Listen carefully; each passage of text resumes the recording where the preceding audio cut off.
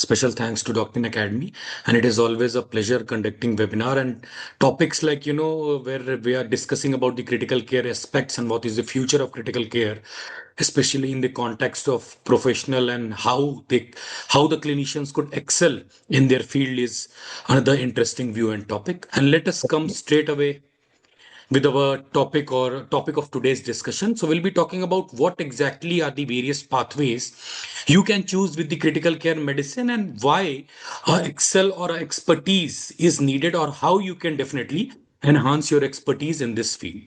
Coming to a brief overview or background of the Indian scenario, when we look at the population, we are a growing population, a developing country with a population of almost 1.4 billion. And with this growing population, there is a lot of burden of chronic diseases. We all do encounter like disease like obesity, diabetes, cardiovascular, respiratory. So every disease is adding a bulk to the population, not only on the population, but also adding a bulk to the overall healthcare expenditure with more rising demands of the specialist.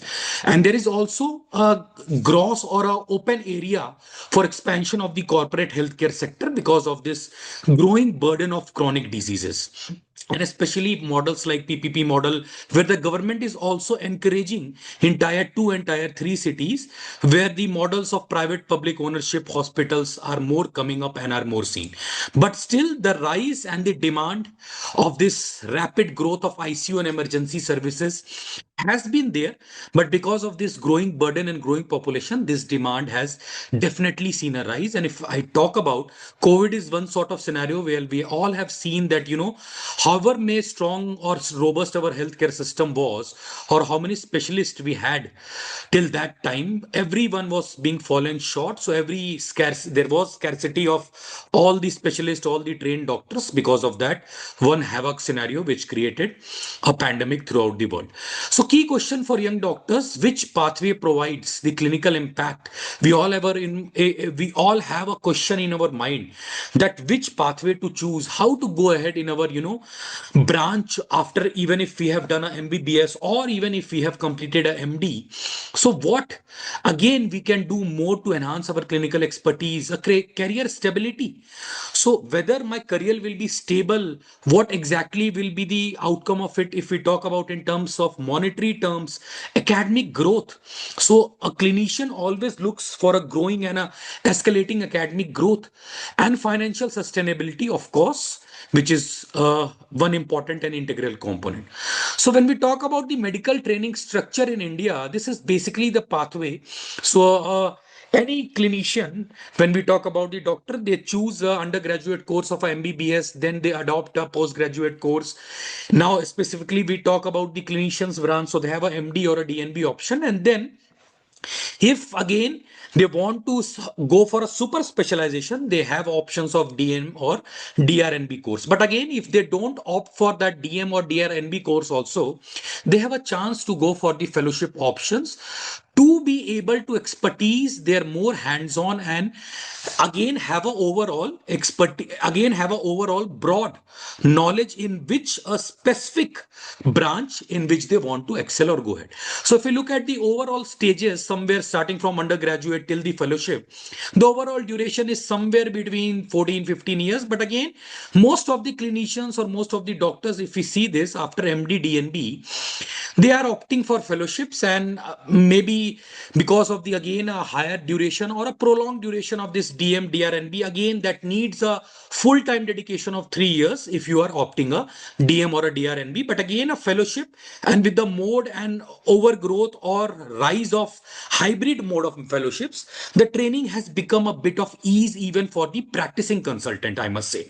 So major postgraduate streams which are adopting for this medical training structures are: you have a medical branch, surgical, anesthesiologist, emergency medicine, radiologist, and pediatrics. So major clinicians who are opting and who are trying to go ahead and excel in their clinical fields. But again, if we look at this data, this is definitely a striking data. And if you look at what exactly is the healthcare workforce statistics state-wise, so the WHO, that is the World Health Organization, has given a data of one doctor should be there for 1,000 population. And congratulations, we have definitely achieved this. Now the population somewhere of doctor is to per patient ratio has come down to between, I think, 814 or maybe 834. So there are 1.34 doctors almost around per thousand population.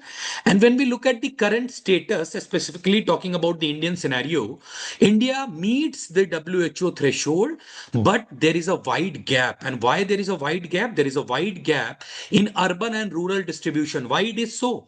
Because majority of the population still lives in a rural background, where you have a 65 to 70% of the population who are living in rural background, and just 25 to 30% are living in urban background. Now most of the doctors, after doing their maybe undergrad or postgrad, they are definitely heading towards the urban, maybe cities or one tier or two tier cities, because they think that they will have a more wide range of options, not only in terms of career growth but also in terms of financial sustainability.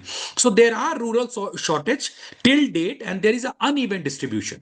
So if you look at the rural setup now, even if you get a primary general physician in a rural setup, now again that is not even true also in majority of the very backward and interior areas of the villages which are there in area. So rural shortage do exist, and it is till date very hard to find a specialist even in rural areas. So again, a fact and a number-based game. Registered doctors till April 1st, 2025, we have 1.38 million allopathic doctors that has been registered, and almost close to 0.7 million of the Ayush practitioners. So till April 2025, and if we just talk about yesterday only in Parliament, this data has come. So from 118, this has been increased to 128. So there are till yesterday 1,28,000, close to 1,30,000 MBBS seats, and from 74, this has increased to 85,000. So this is the current MBBS and MD seats currently available in the country. And if you look at the medical colleges, increase from 387 to 731, almost close to double. But again, we have increased the quantity of the seats, we have increased the quantity of the colleges. But what about the quality? Are the quality and the amount of education or the amount of expertise and training which are being provided in these hospitals or medical colleges in each and every, I must say, are being up to the mark?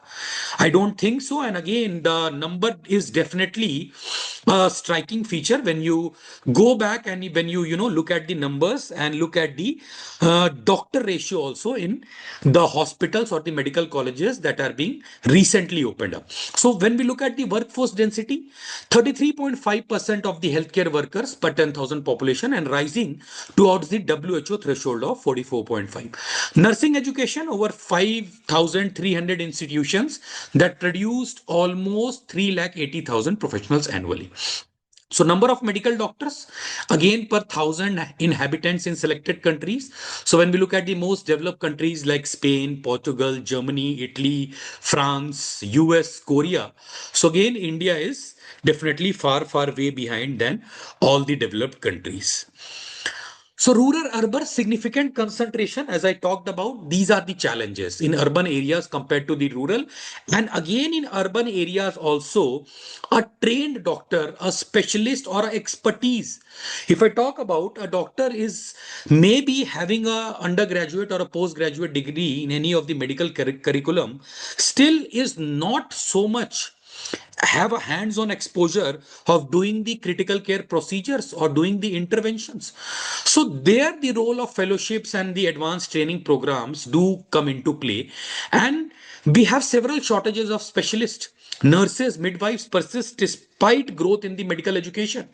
So again, a data, if you look at, we have almost close to 3 lakh to 3 lakh 50,000 critical care beds. And if you look at the critical care specialist in our country, it is just even less than 10,000. So how much shortage of critical care beds has been there and critical care specialist? Again, if we go just 2-3 years back, COVID, where there was shortage of specialists, we were not getting the specialist only, and even the hospitals was ready to take 4 to 5 times the normal salary just to get a experience or expertise doctor. So that was the demand, and that is the demand till date, and that will always be the demand. So healthcare industry is growing rapidly. You see, with the advent of AI and with the advent of a lot of investments and a lot of inventions and discoveries which are going in the healthcare with investments, a lot of investments. And if you look at the data, 4,000 plus new private hospital beds in the financial year 2026 has come up. Community health, over 1,20,000 CHC community health officers have been added to strengthen the rural health system. But again, when our Union Health Minister gave a speech on December 2, 2025 that India has achieved an improvement of the ratio of 1 is to 811. Although it appeared as a big win for India in terms of on paper number, but the honest answer, I will say that, technically the number is definitely correct. But again, the distribution which we talked about, the distribution of urban and rural healthcare, and again in urban also, if you club the urban, maybe a doctor required in the urban is maybe 500, but out of that 500, the requirement, how much amount of the doctor is trained or expertise in all the care or procedures or all the interventions that are being needed in a emergency or a critical care setup. So that is again a big question, and that number is definitely way falling short. So critical care is rapidly evolving, which we talked about, 3 lakh ICU beds, but again, just 5,000 formally trained intensivist, just 5,000. How you think that this beds will be catered? And indicating a major shortage. So there is a major shortage in majority of, even in the prime hospitals, in one tier hospitals, you will see the critical care setups, especially in two tier and three tier, it is more. But again, they are being run by quacks also in even the three tier and four tier. And that is increasing to the mortality and morbidity of the patients. So there was a data that 84.8% of the surveyed ICUs were open, where primary care is provided by just by the admitting doctors, and they are not even doctors also when you go to the even to the three tier cities. So they are not intensivist, and hospital mortality was found to be on the higher side, 25.3%. And this is the data when we go back just 6 to 7 years, this ratio or this data has increased only. So ICU bed density, 2.3 to 3.6 ICU beds per 1 lakh. You see that again, the patients were able to pay more 5 times, 10 times in COVID just to get a critical care bed, just to be admitted in an intensive care setup, to be being treated by the intensivist, but they were not getting the bed, they were not getting the intensivist only. So many of the patients lost their life. Why? Because of this damn shortage, which still exists till date. So overview of the career pathways, major routes after the MBBS. Of course, you can go for a MD in either a general medicine, emergency medicine, you can go for a critical care, you can go for anesthesia, or you can go for a pulmonary or respiratory medicine, and of course the fellowships, even which you can now go after even MBBS also. So academic practice, academic medicine, international practice. So these are the various career pathways which you can choose after the MBBS. Now again, one of the major questions arises, which pathway to choose or which pathway will be the best. So believe me, based on my experience and based on my practice till date, you cannot call any of the pathways which we have discussed, or the list which we have given here, any of the pathway either a good or bad. You have to be the best in your field, and you have to, again, keep on exploring, keep on refining yourself. Till date, believe me, I keep on studying the books, I keep on publishing and writing the articles, and keep on attending the seminars, attending conferences. So you have to attain, you have to have their expertise, you have to have the knowledge which is the current trend, what is the newer drugs, what is the new intervention. So you have to keep refining yourself. So pathway after MD general medicine, what all the pathways you can choose? Maybe you can become a consultant physician, a ICU physician, diabetologist, again a diabetologist, and especially a diabetologist that deals with the critical care diabetes issues is again an integral component. Infectious disease specialist with the rise of infectious diseases. And then you have a super specialty options of either a pulmonology, cardiology, gastroenterology, nephro, and neuro. So these are the various pathways. And of course, each pathway, believe me, is equally good. It is just your interest which guides, and what expertise you gain in that, branch matters. So work settings, Can be a government hospitals, can be a corporate clinics or hospitals. It can be a private clinics, academic medical colleges which are there. And with the advent of, there were telemedicine platforms. Believe me, I've been working with almost past decade with with a lot of telemedicine. But the boom of telemedicine and the importance of telemedicine, and I think in Indian scenarios, some things we definitely realize after the problem has occurred. So being a developing country, we are not aware that we have fallen short of the specialist. We are still falling short of the critical care specialist, intensivist till date. But again, till the time we have seen and faced the COVIDs with loss of more than 10 lakh and lives, then the need of telemedicine platforms, cloud physicians, cloud ICUs came up into picture, which has been practiced from various past years in the developed nations.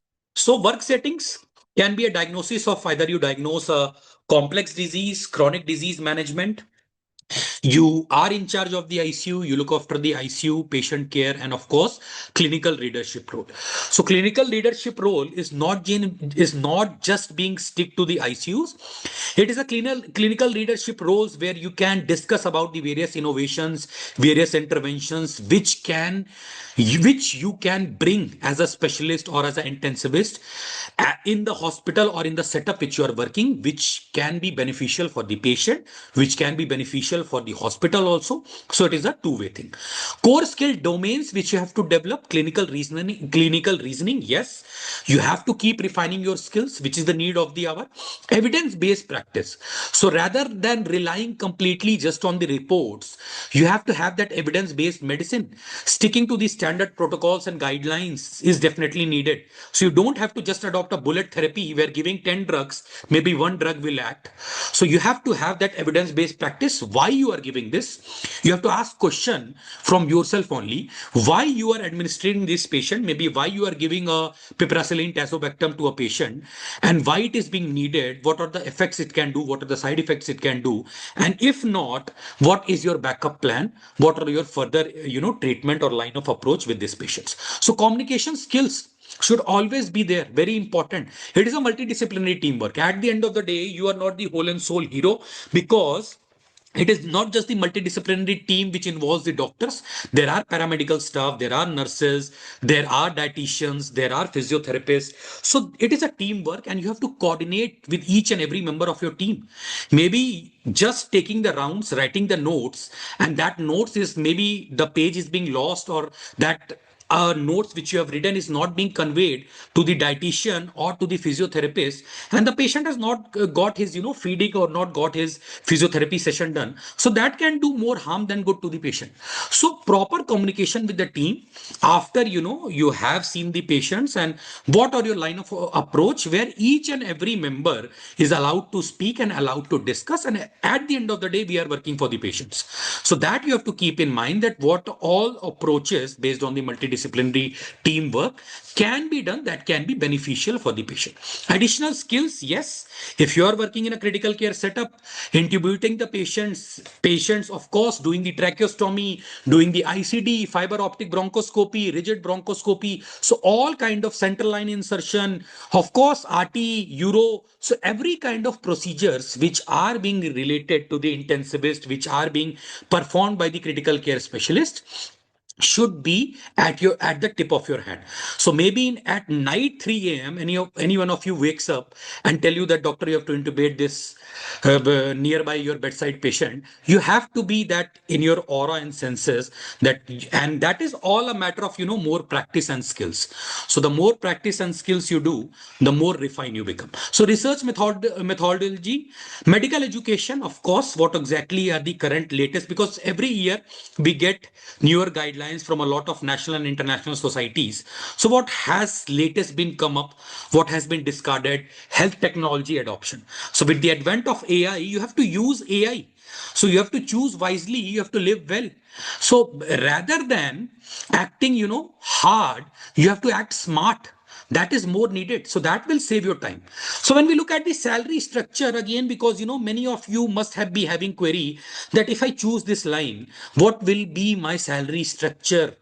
The basic question, rather than how can I enhance my skills, nowadays I find that, of course, that sir, how much will I be able to earn if I choose this profession, if I do a MD medicine, or if I do a MD respiratory medicine, or maybe a anesthesia.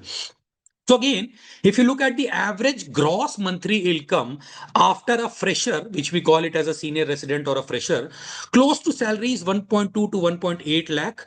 Consultant physician is 2 to 4, senior is 4 to 8, and this can definitely be escalable. So there is no limit, but how that no limit is being set, just like the casino, you play on a no limit table. So how that no limit can be set? Based on your expertise, based on your training. It is not just the basic degree. Having just a degree of MD medicine or a MD respiratory will let you earn maybe 15 lakhs or 20 lakhs after 10 years. It is not just, it is the experience that counts, definitely. But of course, what additional fellowships you have done, what additional efforts you have done to escalate yourself, to refine yourself, what are the things you have adopted. So that all things is definitely being looked up into, rather than just having your basic degree. So advantages after MD anesthesiology: high procedural exposure, strong ICU integration, high employability. Of course, it is the need. So still, as we discussed about the intensivist data, if you and now many anesthesiologists are turning or choosing the path of becoming the intensivist. Why? Because there is a lot of money. There is also a lot of fame. So multiple super specialty options are also there. So which we'll be discussing what are the super specialty. Yes, these are the sub or super specialties. After you can go for an anesthesiology career. So you can become a cardiac anesthetist, you can become a neuro, you can become just the obstetric anesthetist, you can become a pediatric, or you can become a pain medicine specialist. But again, ICU integration is definitely needed. Why? Because in every of these scenarios where you will be working, even in subspecialty setup, so you have to deal with the critical care patients. So having a orientation of the ICU, having a orientation of the procedure, and overall training is being required. And that's why many anesthesiologists are becoming critical care specialists. It is because of this only. So anesthesiologist salary in India, again, just don't go just by the number. I'll tell you, believe me, I've seen a MD fresher earning 3 lakhs or maybe 4 lakhs in a month, or maybe more than that. It is just based on his skills and refinement. Experienced consultant 3 to 6, again, corporate hospitals may offer you a package of 60 to 80 lakhs per year, even packages in crores. You see that maybe doctor so and so doctor is earning in crores. Why that doctor has become a brand? Why that need of the doctor is there? It is not just because of his basic degree, it is also because of the additional degrees and the additional experience and the refinement which he has adopted. So you have to understand this, you have to understand the need of the hour. Emergency medicine pathway, again, as National Medical Council has now told every medical hospitals and medical colleges to have a dedicated emergency medicine department. So now emergency medicine is a separate and a different branch. But again, when you look at the emergency and the critical care, they definitely go hand in hand. So core strengths: rapid clinical decision making, trauma management. So there is also a common myth which has been related to the emergency medicine, that emergency medicine only deals with acute or only deals with critical care patients. It is not just like that. You are the hospital's diagnostic filter. You filter that which patient will be admitted to the which department, and there are procedures maybe intubating the patients where you don't have the time to call the intensivist or the doctor who is trained in intubating the patient. No, that much time the patient will not give you. The patient will collapse within minutes and seconds. So that moment, the role of emergency medicine specialist, you need to have trained all the expertise, and the role of emergency medicine specialist role come into play. So handles life-threatening emergencies, acute myocardial infarction, stroke, abscess, a lot of disease to talk about. So it is a high impact specialty, and it is of course a major demanding branch also. So what are the roles you can develop, or what are the roles you can gather being an emergency medicine physician? Again, you can become an emergency physician, you can become a trauma team leader, you can become a disaster medicine specialist. Now with the aviation, you see that now I've seen that aviation group and aviation, there is a doctor also, and you see that the so and so patient is being airlift. You see that maybe in a second tier or third tier city, the patient has been airlift to a big corporate setup, or maybe to a first tier setup. Why? Because of the lack of specialties. Now during that transport from the from the three tier to the first tier, from stabilizing the patient, loading in the helicopter, till dropping to the setup, first year setup, where the doctor is being there.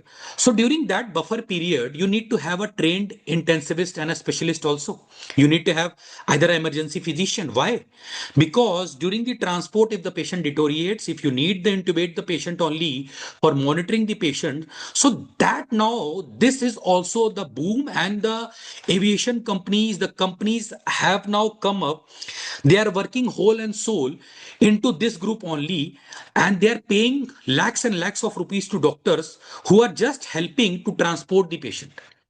So trauma centers, growing demand in corporate hospitals, ambulance networks, not only ambulance, but in the aviation groups. And emergency medicine salary, again, 1.5 to 3, senior to 4 to 7, and shift based pay may increase. But again, this number is not just the limit. This is just the beginning phase. So critical care medicine pathway, entry routes, either MD medicine, MD emergency, MD pulmonology, MD anesthesia, and you have a lot of fellowships and training programs. So it is not just the MD. You can definitely enter the critical care medicine pathway even after MBBS, but you have to choose the right fellowships, you have to choose a right mode of learning, and the right organization that should enhance and build your overall expertise. So subspecialty, neurocritical, cardiac, pulmonary, trauma ICU, transplant ICU. So now if you see in a corporate care setup, now these are the dedicated ICUs. So if a trauma patient is there that is in need of the ICU, there will be a separate ICU for the trauma patient. Patient undergoing either a kidney transplant, either a liver transplant, has kept into the transplant ICU. There is a dedicated ECMO ICU also. The patient put on heart lung machine. Now the tele ICU. Now I'll be talking about what exactly is the tele ICU. That's what I talked about, the cloud physician. So we'll be covering up. So with this, there is a lot of options. So skills, as I talked about, always think about the skills, how you can refine your skills, whether you are trained in mechanical ventilation, hemodynamic monitoring, sepsis management, fluid management, bedside ultrasound, bedside procedure, ECMO management. So career roles as an intensivist, as an ICU consultant, yes, as an ECMO specialist. So heart lung machine, patient who require artificial heart and lung. So ECMO specialist is also on the rise, and a critical care director or a critical care specialist. So this is the academic career path. Now, many of the, physicians like me who are very fond of academics also, and every physician is definitely fond of academics. It is just maybe the time, or maybe because of the working scenarios or setup, he might not able to get that exposure. But you become a junior resident right from the, MBBS, or after completing the MBBS, you become a senior resident after your either a fellowship or a postgrad degree. You become an assistant, associate professor, head of the department, and then a lot of teaching opportunities, not just in the national, but in the international universities also. But this ladder is not just, you can just again based on your years of experience you can climb. It is not just the years of experience, believe me. I have seen, because if you look at the minimum criteria, even if in medical colleges where at least a minimum criteria of 4 years is required to promote from assistant to associate, I have seen people not getting promoted from assistant to associate at least for 10 years, 15 years. Now why it is not because of professional rivalry, it is because of the skills and expertise which that doctor hasn't developed. So that that is being required, it is not just only the years of teaching or the training that counts. So academic career path, postgraduate degree, fellowships, yes. Teaching experience, research publications. So whatever you are doing, research publications, innovations, where specifically if you target maybe at down the line, you will shift to international countries, but again in India also. So international countries or even good medical colleges like AIMS, PGI, JIPMER, or if you want to establish your career in just academic field only, you have to have spend time on research publications and academic presentations also. So academic career path is a stable career pathway, but you have to have that training over a period of time. You have to have that continuous learning. That is more important. Research is another line where we talk about now. Indian government do spend a less percent of the budget on research, but over a past decade, I must say, this has definitely increased. But if you look at the top medical colleges in the world or top countries where they spend heavily on the research, so AI in healthcare, now now you can see there are a lot of companies who are hiring doctors just to train the AI. Now they are hiring the critical care specialist, they are hiring the intensivist just to train the artificial intelligence. And it is not that, AI will eat up your jobs. It is not like that. So with the help of AI, that's what I talked about, smart work. So you have to take a add-on help or maybe a add-on, feature that will enhance your better or refine your skills. So critical care, clinical trials, major research bodies. When we talk about countries like India, you have Indian Council of Medical Research, AIMS, PGI, and WHO collaborations where you can go. So type of medical research, you can either have a clinical trials, epidemiological studies, healthcare systems research. So if you do this, government will definitely pay you. So a lot of clinical trials, artificial intelligence, if you do, and a lot of, if you look at the research articles also, just type AI in medicine or AI in healthcare, you will see a long list. And just in 1-2 years down the line, we have seen this AI boom. So research career opportunities, if you have thought of becoming or choosing a career in research oriented medical profession, you can definitely become a clinical research physician or a principal investigator, where big top shot pharmaceutical companies can hire you as the principal investigator, and they will again financial stability, a lot of financial stability. Your maybe 7 generations down the line, everyone will become stable. But again, public health researcher, pharmaceutical research consultant, they are very stable and good jobs. But again, how you will adopt this, how you will achieve this post, or how you will become this, again, going back to that basic word of clinical skills and refinement. So many Indian doctors pursue international careers also. Why? Higher salaries, advanced infrastructure, and global exposure. But again, I'll tell you, if your expertise in India also, you'll get a good amount of salary and payment. That is all dependent on your exposure. That is all dependent on your expertise. So consultant physician, clinical researcher, hospital specialist, consultant physicians, job even if till there, even in the developed world. So non-clinical roles. Now, many of the doctors maybe down the line, they think that, maybe I'll choose a hybrid mode of role again, working as a healthcare industry, maybe in the pharma sector. You become a medical advisor, you become a clinical research. So, what exactly is your role? You monitor which drug trials are going on, which vaccine trials are going on, and you supervise each and everything. So, without your go ahead, that trial won't be continued, that vaccine or drug won't be available in the market. You can become either a healthcare management where top corporate, all the hospitals, even the colleges are looking for healthcare management who will guide them how to, what things they can do that their hospital will become number one. Digital health with the advent of AI, medical AI consultant. So a lot of companies, if you go just in any of the job hiring platforms, and if you just type a medical AI consultant job, you'll see a lot of jobs. But what are they looking for is the question at the end of the day. It is not just the basic degree, it is your expertise and skills.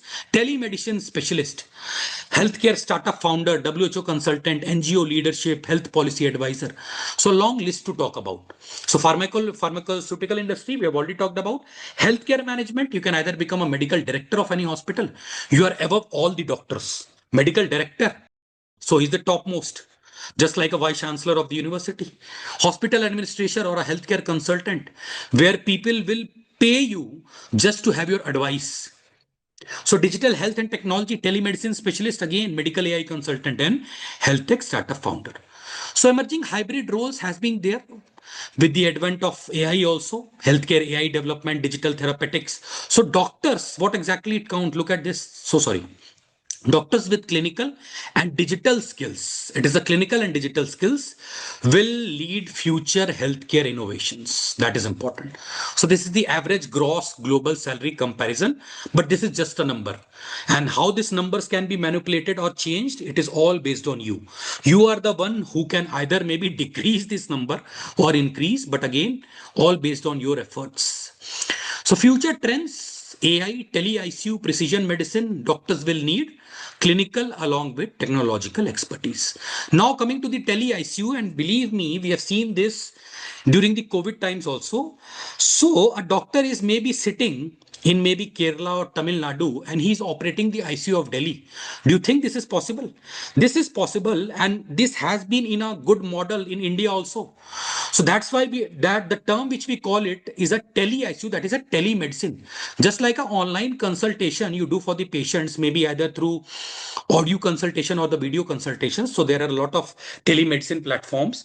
So now there are companies that have set up dedicated tele ICU.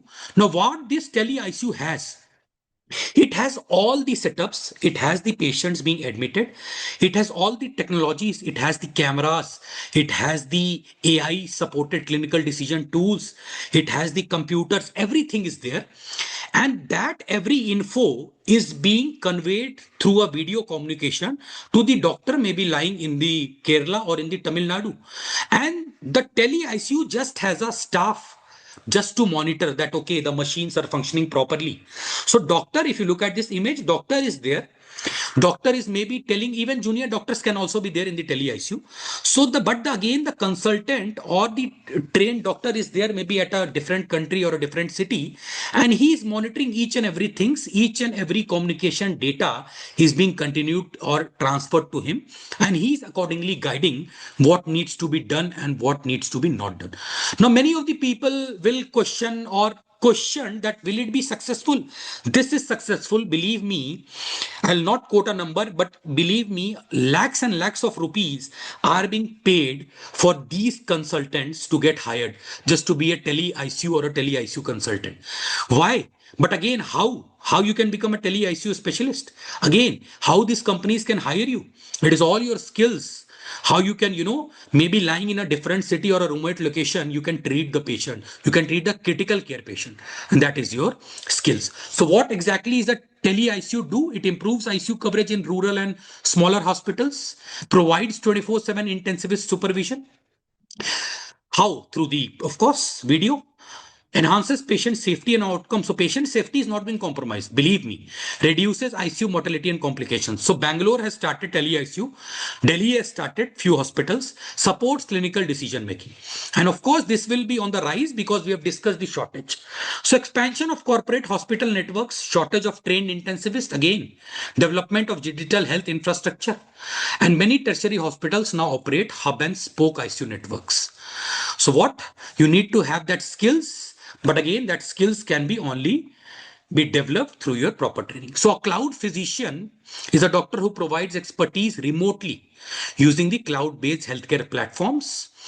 You use digital medical healthcare records, telemedicine tools, remote monitoring systems that deliver the healthcare service. So there is a centralized database, there is a server that conveys all the data to the specialist. So arrival of the patient is being there in the hospital. He's been enrolled. The data is being collected, everything, and this data is being transmitted to the specialist. So this is the emerging job. Believe me, tele-ICU intensivist, virtual ICU consultant, remote emergency physician, digital health consultant who says that doctor cannot work from home. Believe me, if you have that skills and expertise that you develop, you can definitely work from home also. Remote hospitalist. So key takeaways, medicine offer diverse career pathways, clinical practice, critical care specialization, academic medicine, which we talked about, global careers, healthcare technology roles, and future of medicine, AI, of course. You have to use AI sensibly, tele ICU systems, precision making, and global medicine mobility. So role of online and hybrid fellowships. Now, this is a very good tool and modality. Believe me, if you adopt a right approach and if you adopt a right platform, because of your jobs or because of your, full-time dedicated role, again, if you cannot opt for maybe a 3-year, full year, full-time course, hybrid fellowships is the need of the hour. But that has to be supervised, that has to be have conducted with the regular live classes with the trained and specialist faculties. So modern medical education increasingly incorporating digital learning, telemedicine and remote simulation training, and online and hybrid fellowship programs allow the doctors to upgrade their skills while continuing clinical practice. That is more important. Now, many of the doctors earlier were not being able to do these fellowships. Why? Because they say that, I have a family to look after. I have a lot of liabilities and responsibilities, so I cannot leave my job. So now that hybrid kind of fellowships, and this is definitely the advantage of it. So what is the advantage? You have the flexibility of advantage. You can learn while working. Global faculty exposure from national international experts, updated clinical knowledge, what is the current trends in the current trends in the market, what are the latest guidelines, and cost effective training. Of course, skill enhancement is also done, ICU protocols, emergency procedures, and emergency based medicine. So common areas which can be done in for online and hybrid fellowships. You can go in a critical care, mechanical ventilation, again ICU ultrasound, emergency trauma, toxicology, diabetes care, infectious disease, internal medicine, and hospital medicine and cardiometabolic disorders. So typical structure, online components, yes, you have case-based discussions, you have virtual simulations, you have short clinical observerships that is needed again, because what you have learned theoretically, that has to be utilized into practical knowledge. So hands-on workshops and a total duration of maybe 10 to 12 months over a dedicated 1-year curriculum is the need. Now, who should consider? Of course, MBBS doctors working in hospitals, junior residents, senior residents, practicing physicians seeking skills upgrades, and doctors preparing for critical care or emergency medicine careers. So key benefit, develop ICU and emergency competencies, strengthens your academic CV, improve clinical decision making skills. Believe me, a lot of international universities, if you have to apply to, they will look at your CV, academic CV, whether after MD or after MBBS, have you done anything else or not? So they will straight away reject your CV then and there itself only if you have not done some added edge-on factor that is their criteria. So build international professional.